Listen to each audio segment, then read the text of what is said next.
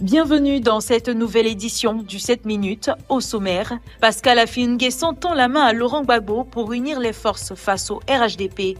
Une alliance est-elle réellement possible? Plus de détails dans cette édition. La 29e réunion du Fonds carbone du partenariat pour le carbone forestier s'est tenue à Abidjan, suivie d'une visite de terrain pour évaluer les avancées du projet de paiement pour les réductions d'émissions. Et à Bodokro, une foule en liesse a exprimé sa gratitude au président Alassane Ouattara pour les actions du gouvernement. Une ambulance médicalisée a été offerte au centre de santé de Bodokro par le ministre Jacques Konan Assaoré.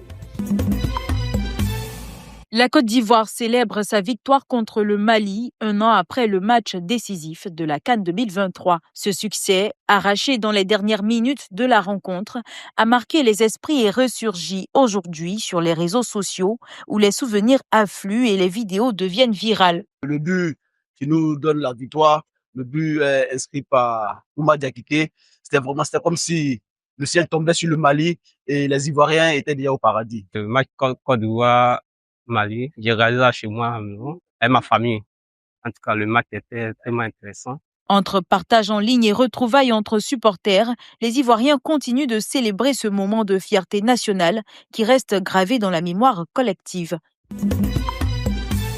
Ensemble, nous devons imposer au régime du RHDP le dialogue politique, la réconciliation nationale, des élections libres et transparentes.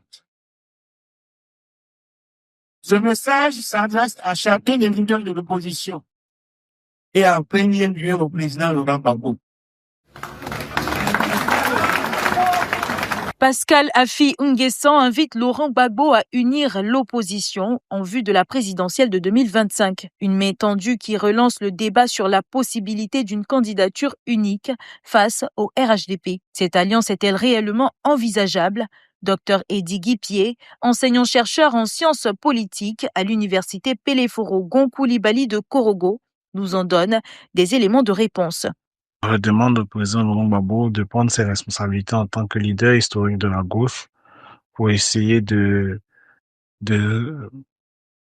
coller, on va dire, et de réunir encore une fois toutes ces multiples candidatures de la gauche dans un premier temps au sein d'une candidature unique. Le ton de Pascal Affi-N'Guessan est clair. Pour espérer une alternance en 2025, l'opposition doit faire bloc. Diviser l'opposition par perdante, voilà, parce que la coalition pourra que le RHDP a tous les leviers d'État, et donc n'étant pas elle-même désunie, elle a un avantage. Alors si l'opposition présente un florilège de candidatures, somme toute assez éparses, il va sans dire qu'elle sera beaucoup plus fragilisée. Face à un RHDP solidement implanté, la nécessité d'un front commun semble être une condition sine qua non pour peser en 2025.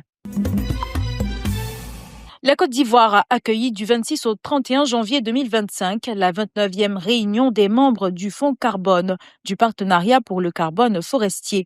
En marge de cet événement, une visite de terrain s'est tenue du 29 au 31 janvier avec la participation de Konan Jacques Assaoré, ministre de l'Environnement, et Marie-Chantal Ouayili-Guira, directrice des opérations de la Banque mondiale pour la Côte d'Ivoire, ainsi que des donateurs et représentants des Nations unies, du secteur privé et des peuples autochtones.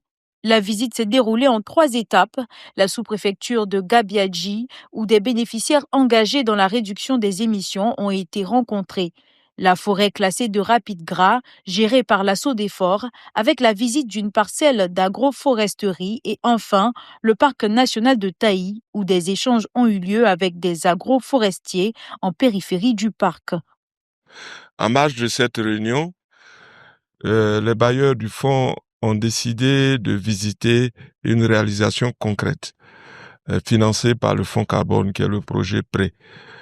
Et le parc national de Taï est, si vous voulez, la base même de ce projet, qui consiste à rémunérer les acteurs qui ont contribué à entretenir les forêts et à faire de la reforestation. Quand j'ai écouté non seulement les institutions gouvernementales qui travaillent là-dessus, que je félicite pour le travail qu'ils font, mais les bénéficiaires, Ça, je suis convaincue que mes collègues qui sont les financiers du fonds carbone, mais quelque part qui sont aussi les financiers de la Banque mondiale, ont pu apprécier.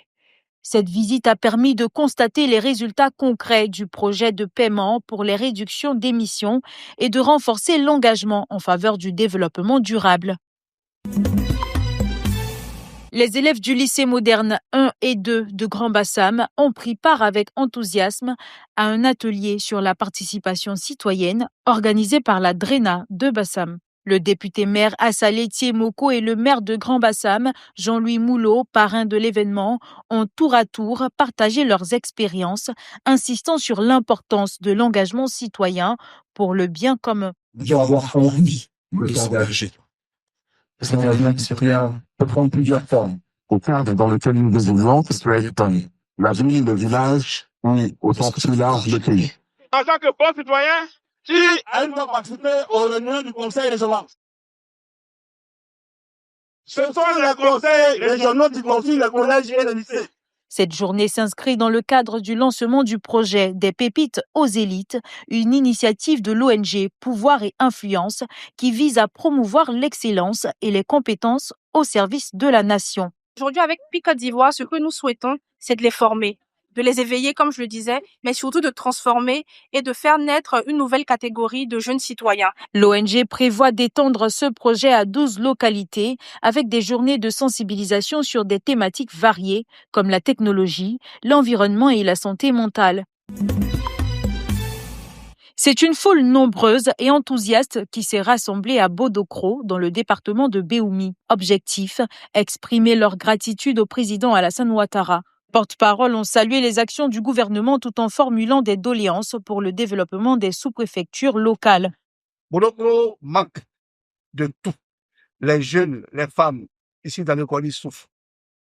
Mais nous ne désespérons pas, car nous croyons que le président Alassane Ouattara, qui est le champion de Côte d'Ivoire, le chef du développement, peut faire quelque chose et fera quelque chose pour le colis. Merci au président de la République et nous, peuple du colis, nous sommes là pour lui. Je pense que nous avons compris beaucoup de choses aujourd'hui. Notre candidat, c'est le président Alassane Ouattara. Et nous avons donc appelé les populations qui sont reconnaissantes pour le bienfait qu'il leur a fait, qu'ils puissent donc porter leur choix sur le président Alassane Ouattara. Moment fort de cette journée, la remise d'une ambulance médicalisée au centre de santé de Bodokro par Jacques Assaoré-Conan, président du conseil régional du Béquet, pour améliorer la prise en charge des urgences.